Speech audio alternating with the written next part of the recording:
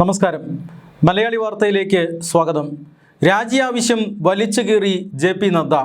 CJPയുടെ രാജ്യാവശ്യമാണ്. വിദ്യാഭ്യാസ മന്ത്രി ധർമ്മേന്ദ്ര പ്രധാൻ രാജിവെക്കണം എന്ന ആവശ്യം ഇനിയും അംഗീകരിക്കാതെ കേന്ദ്ര സർക്കാർ ചർച്ചയ്ക്കായി നിയോഗിച്ച ജെ.പി. നദ്ദ, കേന്ദ്രമന്ത്രി ജെ.പി. നദ്ദ ഈ ആവശ്യം ഇപ്പോൾ തൽക്കാലം പൂർണ്ണമായും തള്ളിയിരിക്കുകയാണ്. നാളെ 3:30 മൂന്നാം ഘട്ട ചർച്ചകൾ നടക്കും. ആ ചർച്ചയിലായിരിക്കും ഇനി രാജ്യാവശ്യത്തെ സംബന്ധിച്ച കൂടുതൽ തീരുമാനം, കേന്ദ്ര മന്ത്രിസഭയുടെ തീരുമാനം ഇപ്പോൾ ജെ.പി. നദ്ദ അറിയിക്കുക. എന്തായാലും ഇന്ന് രണ്ടാം ഘട്ട ചർച്ചയാണ് നടന്നത്.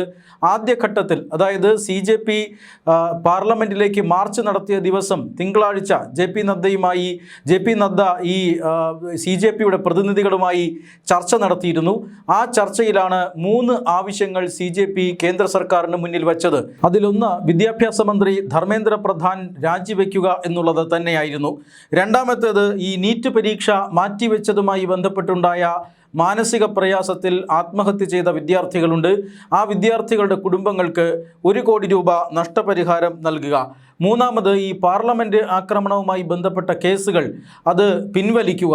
ഈ 3 ആവശ്യമാണ് CJP കേന്ദ്ര സർക്കാരിന് മുന്നിൽ വെച്ചത്. ഈ 3 ആവശ്യങ്ങളും ചർച്ച ചെയ്തതിന് ശേഷമാണ് ഇന്നിപ്പോൾ രണ്ടാം ഘട്ട ചർച്ച നടന്നത്. യഥാർത്ഥത്തിൽ കഴിഞ്ഞ ദിവസങ്ങളിലാണ് ഈ ചർച്ചകൾ നടക്കേണ്ടിയിരുന്നത്. രണ്ടാം ഘട്ട ചർച്ചകൾക്ക് തയ്യാറാണ് എന്ന് കേന്ദ്ര സർക്കാർ അറിയിക്കുകയായിരുന്നു. പക്ഷേ CJP പ്രതിനിധികൾ ചർച്ചയ്ക്ക് പോയില്ല. അതായത് കേന്ദ്ര മന്ത്രിയുടെ വീട്ടിലോ ഓഫീസിലോ ചർച്ച ചെയ്യാൻ ഞങ്ങളില്ല എന്നാണ് CJP അറിയിച്ചത്. അതായത് സമരം പരമാവധി നീട്ടിക്കൊണ്ടുപോകാനുള്ള ശ്രമം CJP നടത്തുന്നു എന്നതിൻ്റെ സൂചനയാണ് നൽകിയത്. അതായത് കേന്ദ്ര മന്ത്രിയുടെ വീട്ടിലേക്കോ ഔദ്യോഗിക വസതിയിലേക്കോ അല്ലെങ്കിൽ ഓഫീസിലേക്കോ ഞങ്ങൾ ചർച്ചയ്ക്ക് പോവില്ല, വേണമെങ്കിൽ ഈ ജന്തർ മന്ദറിലേക്ക് വന്ന് ചർച്ച ചെയ്യട്ടെ എന്നൊരു നിലപാടാണ് സ്വീകരിച്ചത്. അതല്ലെങ്കിൽ ഒരു നിഷ്പക്ഷ വേദിയിലേക്കാകാം എന്ന് പിന്നീട് ഈ ചർച്ച അനുകൂലികൾ അല്ലെങ്കിൽ ഈ സമരാനുകൂലികൾ നിലപാടെടുക്കുകയായിരുന്നു. അതിനെ തുടർന്ന് കോൺസ്റ്റിറ്റ്യൂഷൻ ക്ലബ്ബിൽ ചർച്ചയാകാം എന്ന് കേന്ദ്ര സർക്കാർ തീരുമാനിക്കുകയായിരുന്നു. അതിൻ്റെ ഭാഗമായിട്ടാണ് രണ്ടാം ഘട്ട ചർച്ച CJPയുടെ പ്രതിനിധികളുമായി ഇന്ന് കോൺസ്റ്റിറ്റ്യൂഷൻ ക്ലബ്ബിൽ നടന്നത്. ഇവിടെയും ഈ 3 ആവശ്യങ്ങൾ തന്നെയാണ് പ്രധാനമായും CJP വച്ചത്. അതോടൊപ്പം തന്നെ മറ്റൊരു പ്രധാനപ്പെട്ട ആവശ്യം കൂടി CJP ഈ ചർച്ചയിൽ കൂട്ടിച്ചേർത്തു. അതായത് ഇപ്പോഴും ദില്ലി പോലീസ് സമരത്തിനെത്തുന്ന യുവാക്കൾക്ക് നേരെ ആക്രമണങ്ങൾ നടത്തുന്നു എന്നായിരുന്നു CJPയുടെ ആരോപണം. അത്തരത്തിലുള്ള ഒരു നിർദ്ദേശവും പോലീസിന് നൽകിയിട്ടില്ലെന്നും സമരത്തിനെത്തുന്നതിൽ നിന്നും യുവാക്കളെ തടയില്ലെന്നും പിന്നീട് കേന്ദ്രമന്ത്രിമാർ CJPക്ക് ഉറപ്പു നൽകി.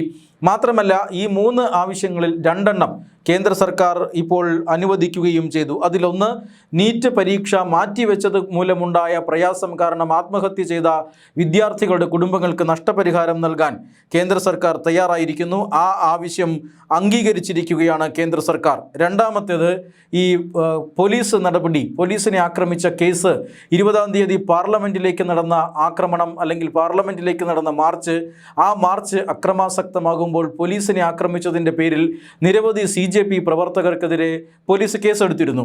ഈ കേസുകൾ പിൻവലിക്കണം എന്ന ആവശ്യവും ഇപ്പോൾ കേന്ദ്ര സർക്കാർ അംഗീകരിച്ചിരിക്കുകയാണ്. ഇനി ഒരേ ഒരു ആവശ്യം മാത്രമാണ്. അത് വിദ്യാഭ്യാസ മന്ത്രി ധർമ്മേന്ദ്ര പ്രധാൻ രാജിവെക്കണം എന്നുള്ളതായിരുന്നു.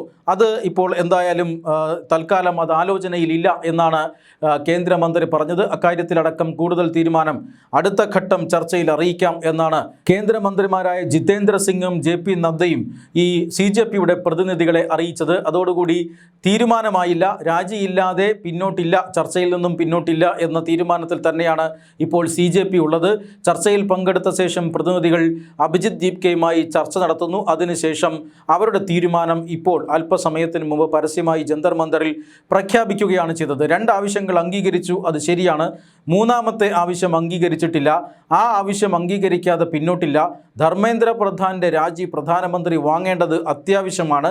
ഇല്ല എങ്കിൽ ഞങ്ങൾ പ്രധാനമന്ത്രിയുടെ രാജി ആവശ്യം ഉന്നയിക്കും എന്നാണ് അഭിജിത് ദീപ്കെ ഇന്നിപ്പോൾ പറഞ്ഞിരിക്കുന്നത്. എന്തായാലും ധർമ്മേന്ദ്ര പ്രധാൻ്റെ രാജി പോലും ഇപ്പോഴും കേന്ദ്ര സർക്കാരിന് ഒരു കാരണവശാലും അംഗീകരിക്കാൻ കഴിയാത്ത നടപടിയാണ്. മറ്റെല്ലാ കാര്യങ്ങളും അംഗീകരിക്കാം എന്നാണ് ഇപ്പോൾ കേന്ദ്ര സർക്കാർ നിലപാടെടുത്തിരിക്കുന്നത്. എന്നാൽ ധർമ്മേന്ദ്ര പ്രധാൻ രാജിവെക്കാതെ പിന്മാറില്ല എന്ന സൂചനയാണ് ഇപ്പോൾ ഈ CJP പറയുന്നത്. നേരത്തെ 26 ദിവസമായി നിരാഹാരം അനുഷ്ഠിച്ചിരുന്ന സോനം വാങ്ചുക്ക് ഇന്നലെ അർദ്ധരാത്രിയോടുകൂടി തൻ്റെ നിരാഹാരം പിൻവലിച്ചിരുന്നു. സോനം വാങ്ചുക്ക് കഴിഞ്ഞ ദിവസം കേന്ദ്ര സർക്കാരിന് കത്തെഴുതിയിരുന്നതാണ്. അതായത് ഈ കുട്ടികൾക്ക് മേലുള്ള കേസുകൾ പിൻവലിക്കുമെങ്കിൽ ഞാൻ നിരാഹാരം അവസാനിപ്പിക്കാം എന്ന് സോനം വാങ്ചുക്ക് സർക്കാരിനോട് അങ്ങോട്ട് വാഗ്ദാനം നടത്തുകയായിരുന്നു. അതായത് അതുവരെയും ധർമ്മേന്ദ്ര പ്രധാൻ രാജിവെക്കണമെന്ന ഒറ്റ അജണ്ടയിലാണ് വാങ്ചുക്ക് ഉറച്ചു നിന്നിരുന്നത്. എന്നാൽ വാങ്ചുക്ക് അതിൽ നിന്ന് മാറി ഇപ്പോൾ കുട്ടികൾക്കെതിരെ കേസെടുക്കരുത് എന്ന ഡിമാൻഡിലേക്ക് വന്നിരിക്കുന്നു.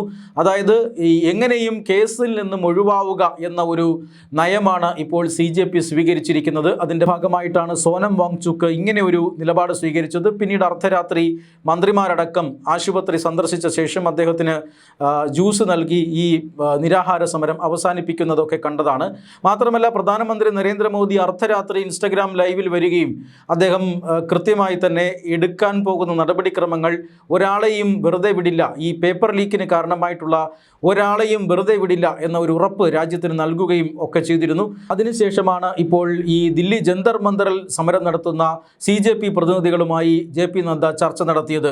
സോനം വാങ്ചുക്ക് എന്താവശ്യം ഉന്നയിച്ചുകൊണ്ടാണോ നിരാഹാരം അനുഷ്ഠിച്ചത് അതേ ആവശ്യം ഉന്നയിച്ചുകൊണ്ട് തന്നെയാണ് ജന്തർ മന്ദറിലും സമരം നടക്കുന്നത്. പക്ഷേ സോനം വാങ്ചുക്ക് നിരാഹാരം അവസാനിപ്പിച്ചിട്ടും എന്തുകൊണ്ട് ജന്തർ മന്ദറിലെ സമരം അവസാനിപ്പിക്കുന്നില്ല എന്ന ചോദ്യത്തിന് പാറ്റകൾക്ക് ഉത്തരമില്ല.